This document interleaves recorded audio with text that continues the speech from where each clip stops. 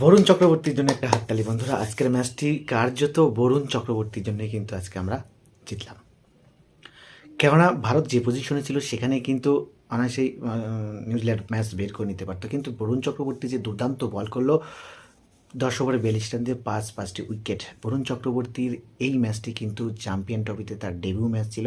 বরুণ চক্রবর্তী কিন্তু মূল দলে কিন্তু কখনোই ছিল না।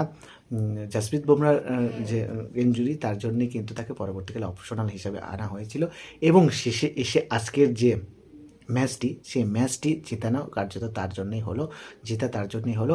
5টি উইকেট এবং প্লেয়ার অফ দ্য ম্যাচ, প্রথম ম্যাচে ডেবিউ করলো চ্যাম্পিয়ন ট্রফিতে এবং সেখানে একটা অনন্য নজিরও করে দিল তিনি। অসাধারণ বন্ধুরা। আজকের বরুণ চক্রবর্তীর খেলা দেখে তো ভাই মন ভরে গেল। যেরকম কেকেআরের হয়ে খেলে সেরকম দেশের হয়ে খেলছো।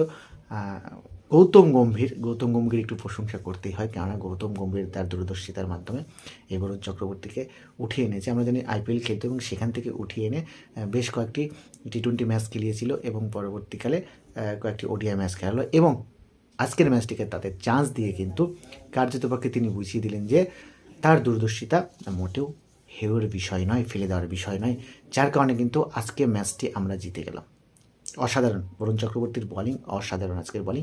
অবশ্য কুলদীপ যাদব ভালো বল করেছে, কিন্তু মূলত তার যে বলিং অ্যাটাক, সেই বলিং অ্যাটাকের উপর ভিত্তি করে কিন্তু ভারত পরপর উইকেট চটকাতে পেরেছে, যার কারণে কিন্তু আজকের ম্যাচটি আমরা জয়লাভ করতে পারলাম। বরুণ চক্রবর্তী আইপিএলে দুর্দান্ত খেলেছে কেকেআর হয়ে, আমরা তো সকলেই জানি।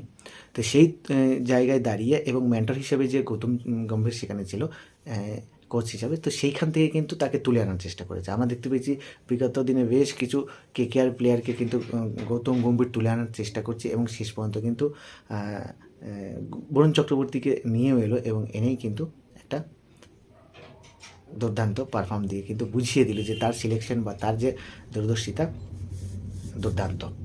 তো এর জন্যে অবশ্যই ধন্যবাদ গৌতম গম্ভীর ভাই।